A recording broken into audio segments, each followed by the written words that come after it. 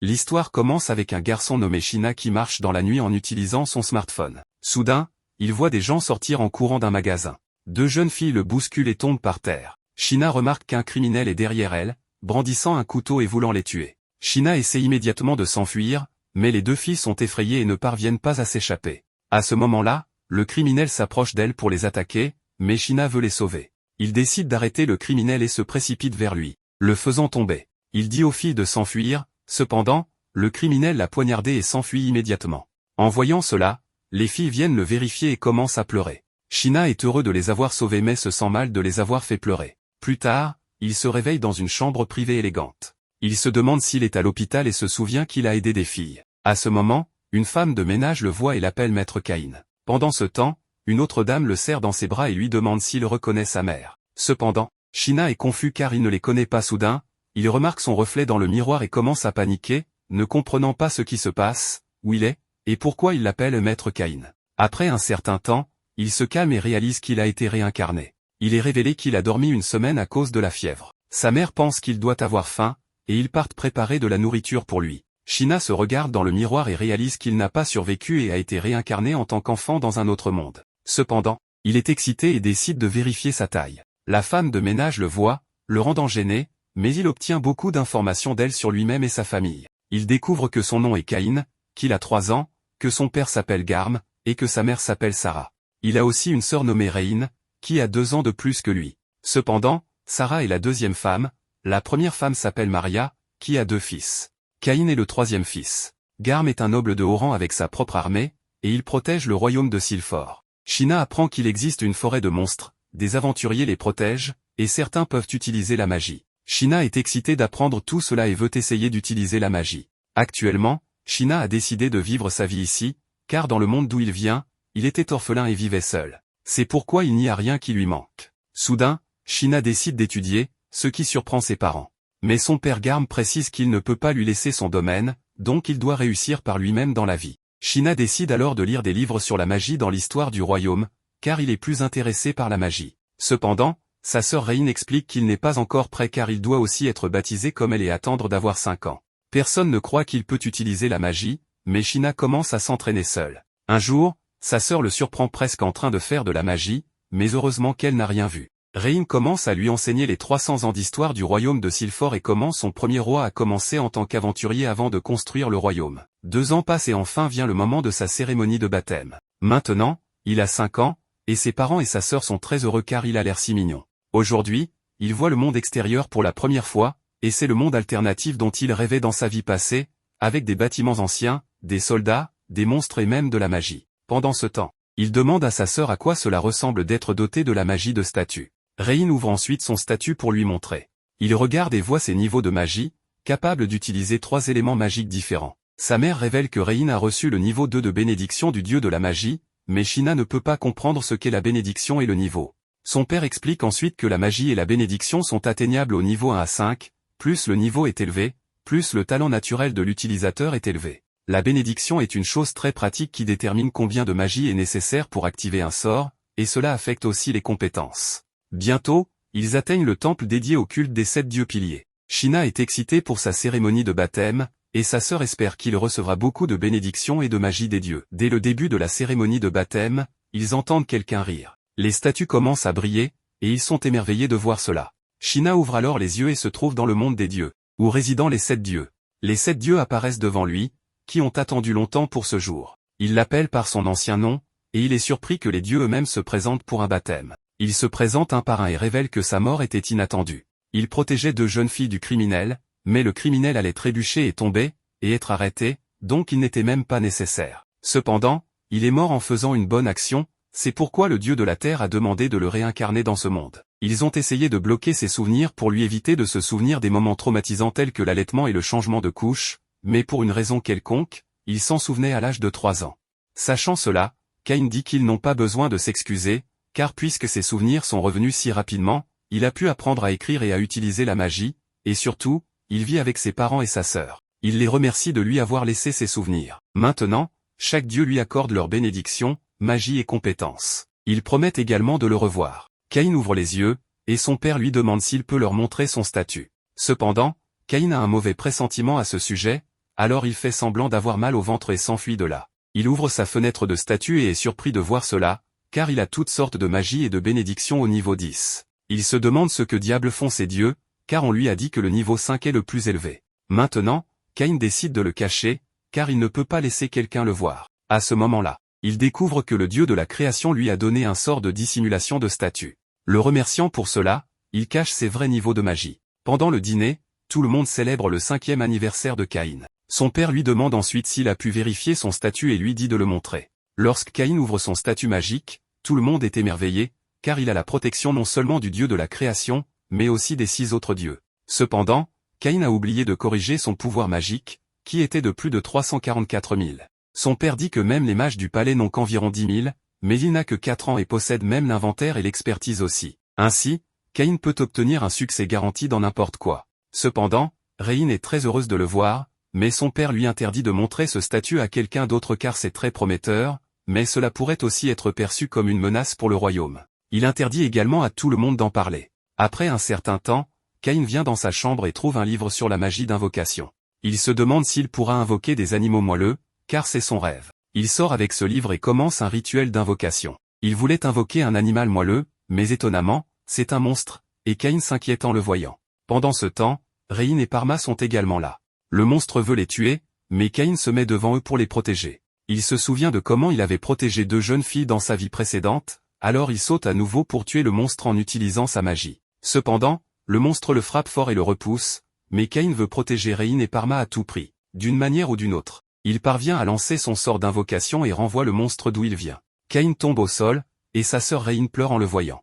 Caïn pense qu'il a encore fait pleurer des gens et se demande s'il va mourir à nouveau. Cependant, il se rend compte qu'il est en vie, et Réine et Parma, en tant que fille-chat, le serrent. Réine pense qu'il est blessé et décide d'appeler son père, mais Caïn dit qu'il va bien et s'excuse de l'avoir effrayé. Mais Réine est heureuse de le voir en vie. Caïn pense qu'il a fait pleurer ses filles cette fois-ci, mais dans ce monde, il peut aider les gens. Pendant le banquet, Caïn se présente à tout le monde, révélant qu'il veut aller dans toutes sortes d'endroits différents et surtout, il veut protéger tout leur sourire en devenant aventurier. En observant son enthousiasme, son père a décidé d'engager un tuteur pour lui enseigner. Lorsque Caïn l'apprend, il est aussi excité et la bonne le félicite pour cela. Pendant qu'il est allongé sur son lit, absorbé à imaginer qui pourrait être son maître, peut-être un orc ou une sorcière. C'est alors que la bonne l'informe de l'arrivée de ses tuteurs. Il est tellement excité qu'il utilise la magie de téléportation depuis la fenêtre de sa chambre. N'ayant aucune maîtrise, il tombe sur la poitrine de Millie. La considérant comme un enfant, Nina suppose qu'il a sauté sur elle pour se faire allaiter. C'est maintenant le moment de la gêne pour Caïn.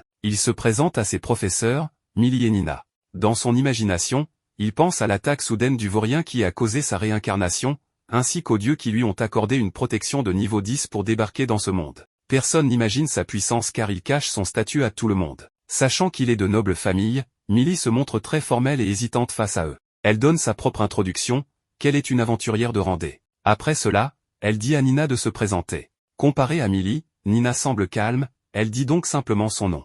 Millie pense qu'il est inapproprié d'être impoli devant le noble. Le chapeau de Nina a été enlevé et Caïn sait qu'elle est une elfe, mais il leur dit d'être détendu et que son père les a aussi assignés pour lui enseigner l'escrime et la magie pendant les 3 prochaines années. Sans perdre une minute, elle commence à l'entraîner. Afin de vérifier ses capacités, Millie lui dit de balancer son épée comme elle le lui ordonne. Il balance l'épée comme un professionnel. En observant ses mouvements, personne ne peut croire qu'il a 5 ans. Même Nina partage sa perception que Caïn lui est supérieur en escrime. Millie est choquée et a décidé de faire un test factice avec des épées en bois. Elles sont déconcertées quand Caïn leur dit qu'il est récemment passé par le processus de baptême. Il commence à se battre. Chose étonnante, il esquive facilement toutes les attaques de Millie. En observant sa compétence, Nina s'enquiert de son statut pendant son combat avec Millie. Il répond que son père ne l'autorise pas à le révéler à des étrangers. Comme Millie s'est épuisée du combat d'épée avec lui, elle l'a remis entre les mains de Nina pour apprendre la magie. Comparé à Millie, Caïn semble frais, comme si le combat à l'épée était pour lui un jeu d'enfant. Nina a décidé de lui enseigner les bases, mais Caïn lui dit qu'il les connaît déjà grâce au livre, et qu'il a aussi pratiqué. Il leur montre une boule d'eau, une boule de feu, et une balle fusante qui font des trous dans le mur. Nina et Millie sont choquées qu'il ait utilisé de la magie sans enchantement juste avec des livres. Cela révèle qu'il est un génie.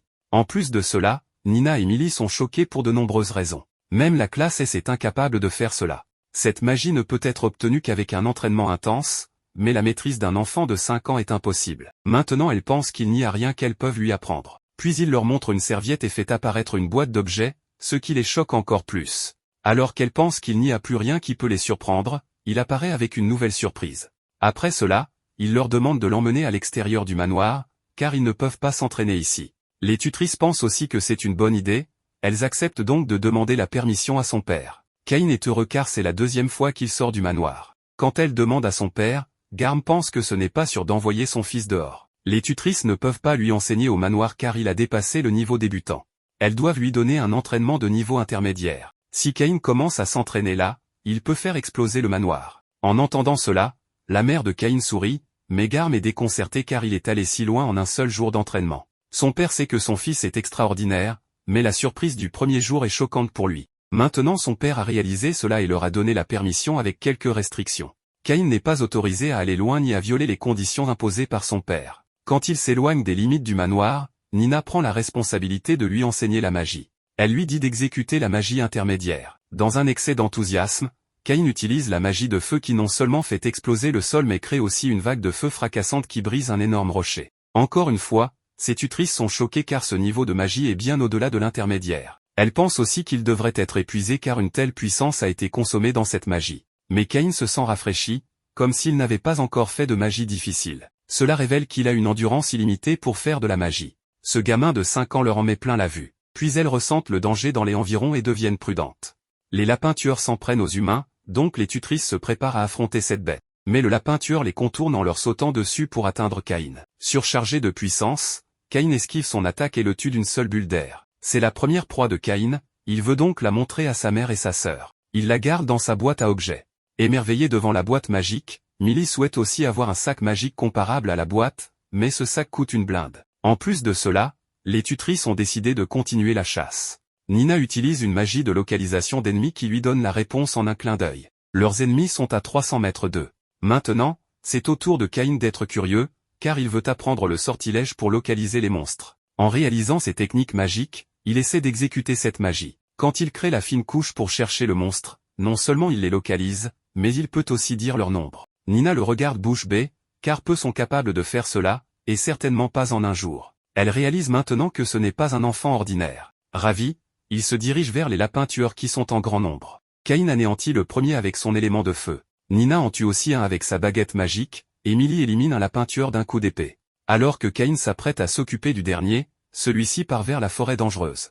Cain se dirige aussi vers la forêt pour le combattre, mais les tutrices ne le permettent pas, car elle abrite des monstres dangereux que même les aventuriers compétents sont incapables de vaincre. Une fois par décennie, ils sortent de cette forêt et les attaquent. C'est pourquoi le mur d'enceinte de la ville est assez solide pour empêcher les monstres de le franchir. Ils encouragent aussi Cain à devenir assez puissant pour vaincre ces monstres. Quand il rentre chez lui, il vérifie son statut et est choqué car son statut a dépassé le niveau 8. En tuant quelques lapins tueurs, il atteint le niveau 8, c'est étonnant.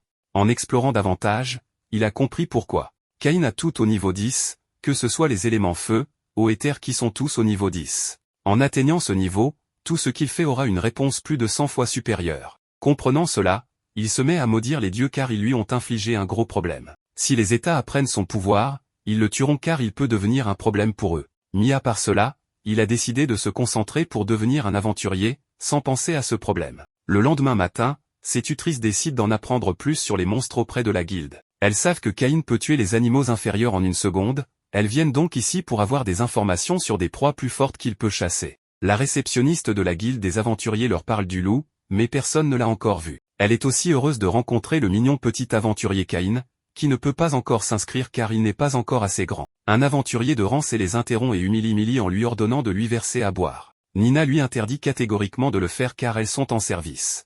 Le guerrier de rang prend cela pour une insulte et empoigne Nina, mais Cain lui dit de les laisser car il veut s'entraîner. Le guerrier se moque aussi de lui, alors Cain le repousse d'une simple claque. Le guerrier se relève et l'attaque à nouveau, mais Cain esquive son attaque à la vitesse de l'éclair et lui donne une leçon avec ses petites mains et pieds. C'est humiliant pour un guerrier de rang d'être battu par un enfant de 5 ans, il saisit donc son épée. Le guerrier de rang attaque Cain en balançant son épée, mais Cain esquive à la vitesse de l'éclair et retient l'épée entre ses doigts avant de le jeter hors de la guilde. Cain donne aussi un avertissement aux guerriers qui ont saisi Millie, mais ils se montrent têtus et menacent de la tuer avec un poignard. Ils ne savent pas à qui ils ont affaire. Pour leur donner une leçon, il bondit sur eux et les jette à son maître, submergé par ses émotions. Nina le prend dans ses bras et promet de protéger Cain lorsque le danger surgit. Après cela, il s'entraîne dur et profite d'un repas alléchant. Au bout de 3 ans, sa bonne entre dans sa chambre pour lui apporter une veste propre. Elle l'informe que ses tutrices ne veulent plus renouveler le contrat malgré l'insistance de son père. Avant les adieux, il veut leur offrir des cadeaux. Il se rappelle alors que Millie raffole des sacs magiques.